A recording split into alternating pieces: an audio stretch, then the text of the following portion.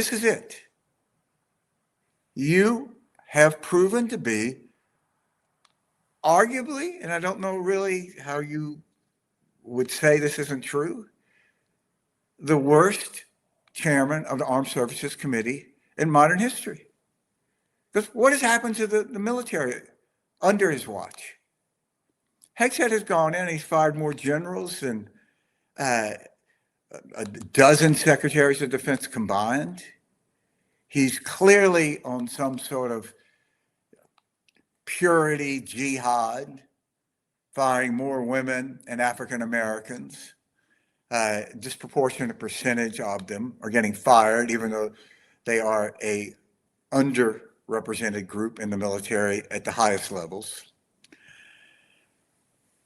And he's an idiot.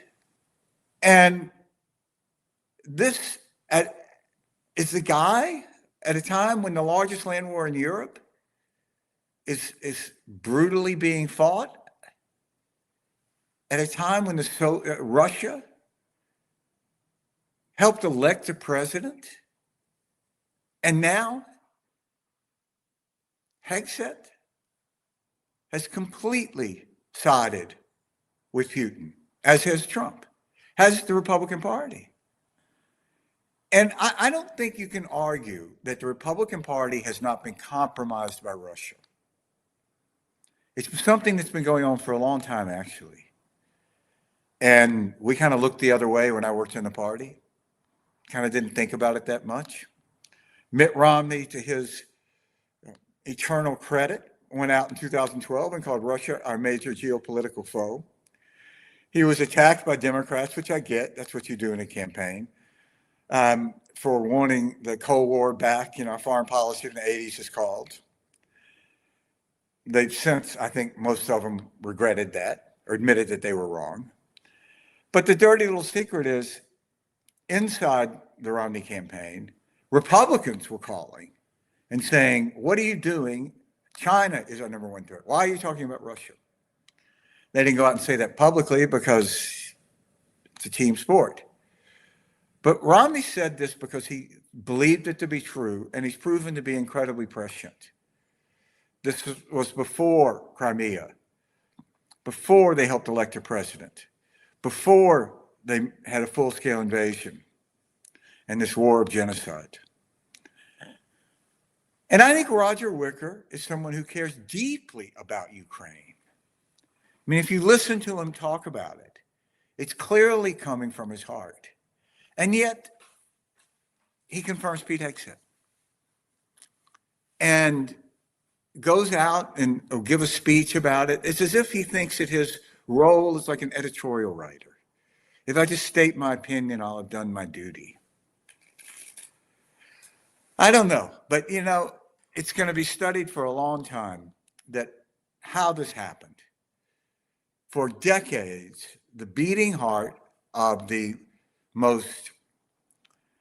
strongest opposition to the Soviet Union and the expansive Russian Federation was the most conservative element of the Republican Party. And now that's the beating heart of the pro-Putin movement in American politics. And I wrote about this last week. Just, you know, I was in Berlin the weekend, or toward the end of the week when the wall came down. It was extraordinary. I mean, it was a moment like people were crying and hugging each other. There's a sense that history wasn't inevitable. It was extraordinarily joyful. And that was 880 days after Ronald Reagan gave a speech, Mr. Gorbachev tear down this wall. So if you looked at these images coming out of Budapest, the night that Orban went down, it so reminded me of that weekend when the Berlin Wall came down. And yet this time an American vice president, who Roger Wicker supported, is there campaigning for the Russian client. This is as if nothing like this has happened. It's as if Churchill's party decided, or Churchill decided, no, actually we're pro-Nazi. And it's a complete moral collapse of a party. And it's extraordinarily dangerous. This war in Iran, which has depleted America's military, has put America in a much more vulnerable, dangerous position than we were before. And it didn't have to be this way. And constitutionally, senators have a role to play. And in our system, Republican parties have a role to play, sort of a circuit breaker role. And Republicans never pulled a circuit breaker on Trump. And now this is playing out. And the saddest thing is, yesterday was Donald Trump's best day. Tomorrow it'll be worse. And the day after that, it'll be worse. And Republicans are just going along with it. You know, I made so many commercials for Republicans where we evoked these patriotic symbols and this patriotic ethos.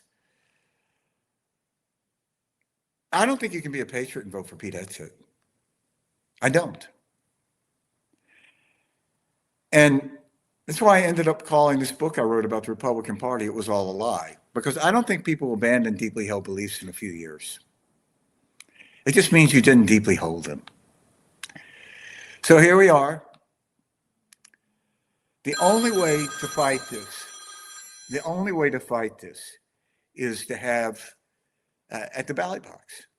Why is this happening? It's happening because Trump and Republicans won elections. And the only way we're going to undo it is by the same way they did in Hungary, by voting in very large numbers, because it's clear Republicans are doing everything they can to curate the vote.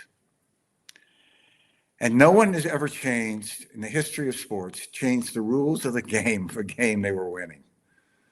And that's what Republicans are trying to do because they know they're losing. So I think what happened in Hungary was very hopeful. I think it could play an extraordinary role in how the rest of the century plays out. Because if it frees up $90 billion to go to Ukraine to frozen Russian assets, that will be the equivalent of like D-Day, a moment to change history. And we have to go out and we have to do everything we can to defeat these Republicans. And you know, I spent years of my life pointing out flaws in the Democratic Party. I was really good at it. I helped elect more Republicans, governors and senators as a media consultant than anybody else out there. But when you look back at the things that we were arguing about then, they seem so trivial. You know, Joe Trippi, who I think is probably, you know, certainly at the very top of the Democratic consultants of his generation, sort of reinvented American politics with the Howard Dean campaign. Joe and I used to go against each other in races. I hated going against Joe. He was so good. But we look back at what we were arguing over. It's like, should the capital gains tax be 32 or 28%? It's like, really? We made ads about that? When now we have a country where one party has completely abandoned its role of fealty to the Constitution and their oath?